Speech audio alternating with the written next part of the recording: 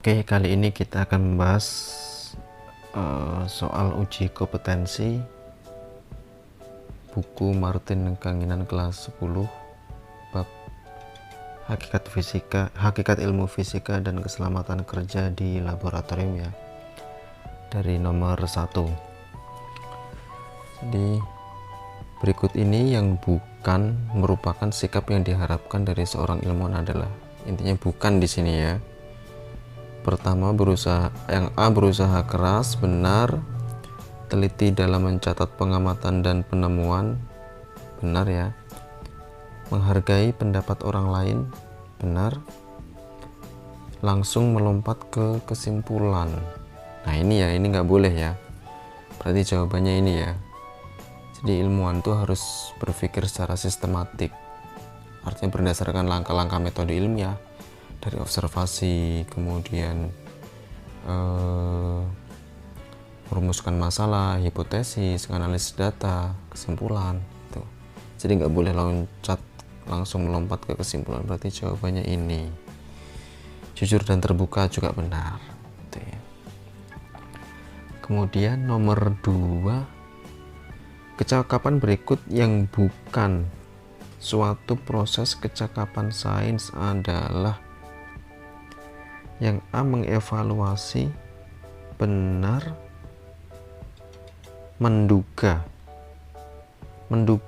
jawabannya menduga ya. Menduga ini termasuk metode ilmiah,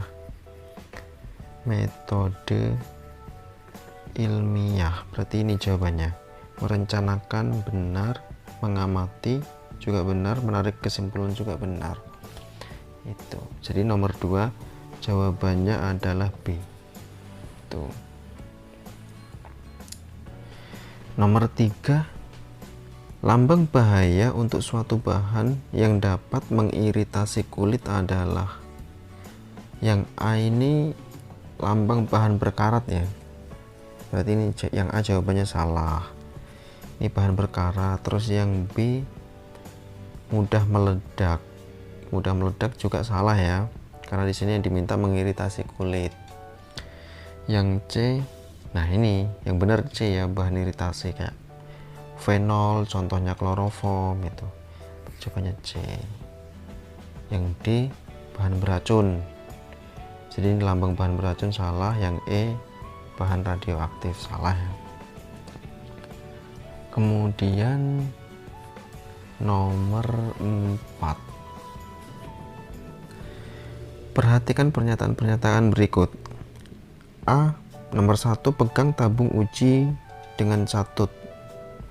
Arahkan tabung uji menjauh dari diri sendiri dan teman lainnya. Yang nomor 3, isi seperempat tabung uji. Ketika memanaskan suatu padatan dalam sebuah tabung, langkah pencegahan keamanan yang sebaiknya digunakan ditunjukkan oleh nomor.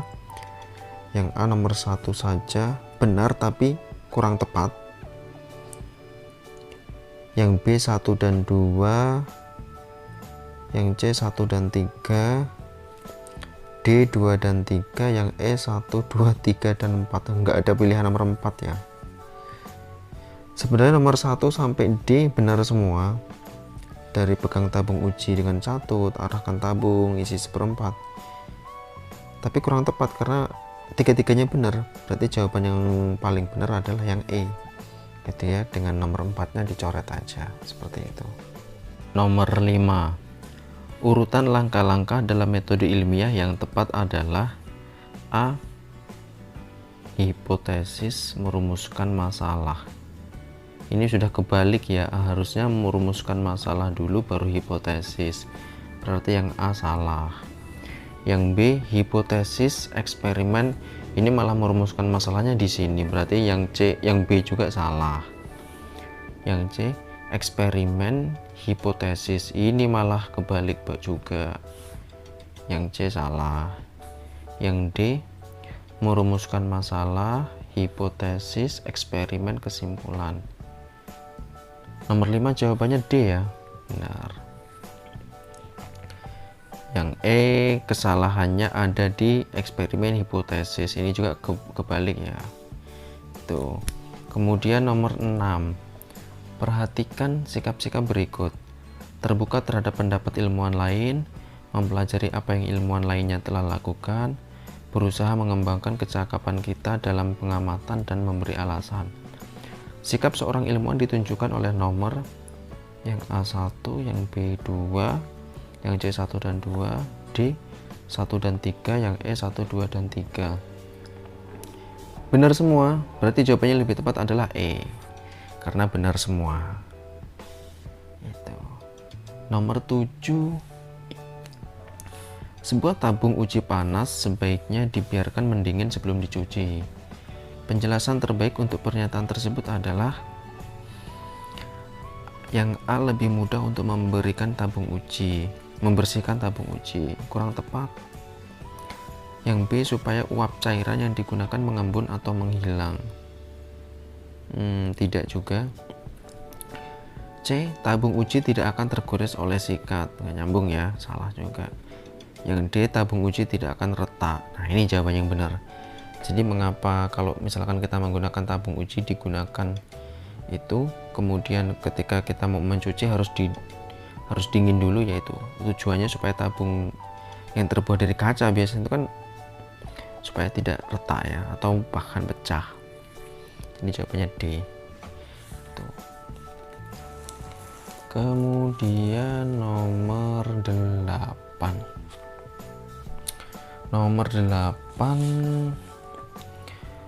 Yeni tanpa sengaja menumpahkan sejumlah zat kimia di tangannya.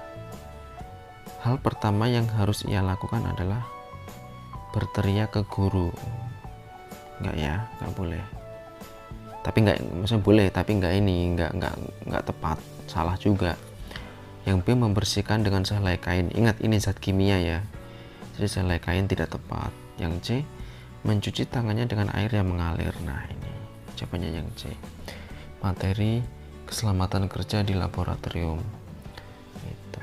Yang D, segera membersihkan sebelah krim. Salah juga. Mengelapnya dengan lap basah juga nggak tepat. Berarti tadi jawabannya C. Nomor 9. Sebuah botol zat kimia memiliki tanda pada label seperti gambar di samping. Ini adalah label mudah terbakar. Tindakan pencegahan yang sebaiknya diambil siswa ketika menggunakan zat kimia tersebut adalah A, tidak boleh menyentuh botol. Kurang tepat. Salah juga, ding. Salah. Yang B, ia sebaiknya menyimpan botol ini di dekat suatu nyala api. Wah, ini nambah ngawur ya, salah. Yang C, ia sebaiknya menyimpan botol ini dalam lemari pendingin. Nggak ada hubungannya juga ya, salah. Ia sebaiknya memakai sarung tangan ketika menangani botol kimia ini. Bisa jadi. Ia sebaiknya tidak memanaskan cairan secara langsung di atas suatu nyala api. Oh, ini yang lebih tepat ya, yang E. Itu, yang E lebih tepat. Kemudian nomor 10. Tono menuangkan 40 cm3 asam dalam sebuah wadah ke dalam suatu bejana. Ia hanya menggunakan 30 cm3 dari asam tersebut. Artinya ada sisa 10 cm3 ya. Hal yang harus dilakukan dengan sisa asam dalam wadah itu adalah ia sebaiknya menuangkan kelebihan asam ke dalam tempat cucian. Oh, salah, ini bahaya ya, nggak boleh. Ia sebaiknya menuangkan asam tersebut ke dalam sebuah botol khusus untuk pembuangan. Nah, ini yang tepat. Ia sebaiknya menuangkan asam tersebut kembali ke dalam wadah. Nggak boleh juga ya, karena sudah digunakan. Itu jadi jawabannya yang B, yang lebih tepat. Yang C, ia sebaiknya mencampur air ke dalam dengan asam tersebut dan menuangkannya. Salah juga. Yang E, ia sebaiknya membuang langsung asam tersebut ke tempat pencucian. Juga salah. Berarti jawabannya yang benar adalah B. Nomor 11. Prosedur tepat untuk menyalakan sebuah pembakar bunsen adalah tutup lubang udara, kemudian nyalakan korek api dan nyalakan gas. Oh ya, benar ya, jawabannya A. Berarti B, C, dan D dan E udah jelas salah. Tuh. Nomor 12. Nyala api yang diperoleh ketika lubang udara sebuah pembakar bunsen ditutup adalah nyala apinya ya, yang A stabil enggak, yang B biru salah, C terang. Benar jawabannya ya, C ya.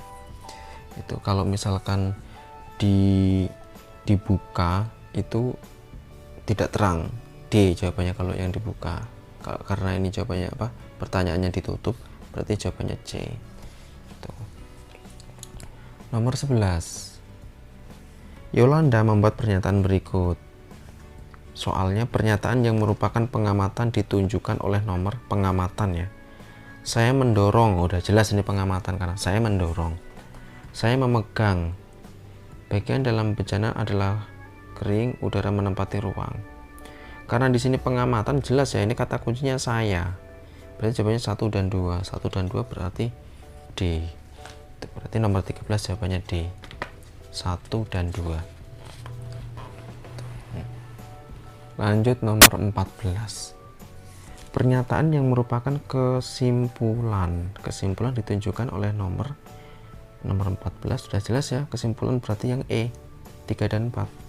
Bagian dalam bejana adalah kering, ini sebuah fakta berarti kesimpulan. Udara menempati ruang, ini juga sebuah fakta berarti kesimpulan. Jawabannya E.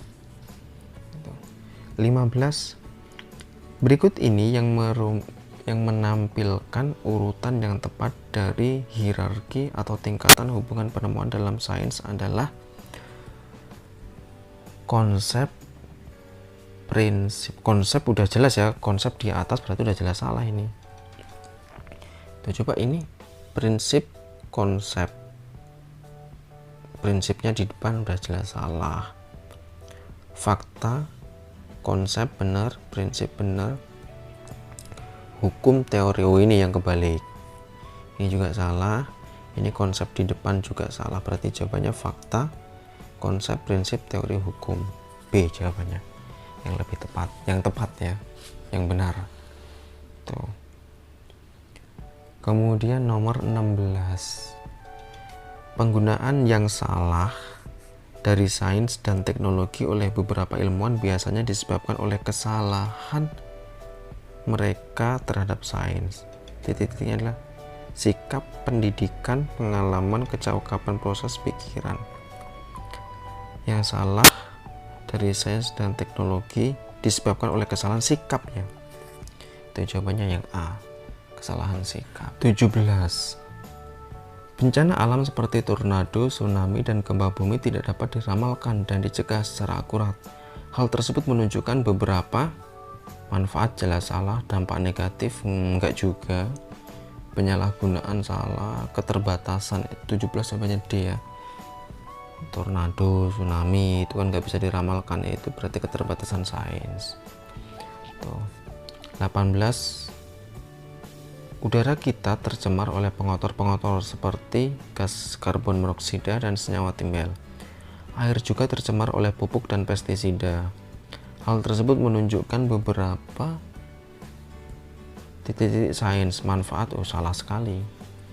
Dampak negatif, penyalahgunaan, keterbatasan, kelebihan.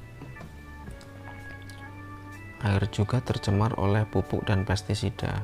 Kalau keterbatasan nggak mungkin, penyalahgunaan juga enggak ya, karena pupuk itu kan berguna. Tapi karena berlebihan, maksudnya ada dampak negatifnya ternyata pupuk itu. Misalkan menggunakan pupuk itu lama-lama nanti tanah jadi keras. Itu dampak negatif ya yang jelas ya. Kayak pestisida juga. 19. Banyak penyakit seperti TBC dan lepra sekarang sudah dapat diobati. Hal tersebut menunjukkan beberapa manfaat. 19A. 20. Perhatikan pernyataan berikut. Fisika sebagai produk, fisika sebagai sikap, fisika sebagai proses. Hakikat fisika ditunjukkan oleh nomor. Oh benar semua ya ini ya. Berarti jawabannya E. Oke gitu untuk fisika kelas 10 bab hakikat ilmu fisika dan keselamatan kerja di laboratorium.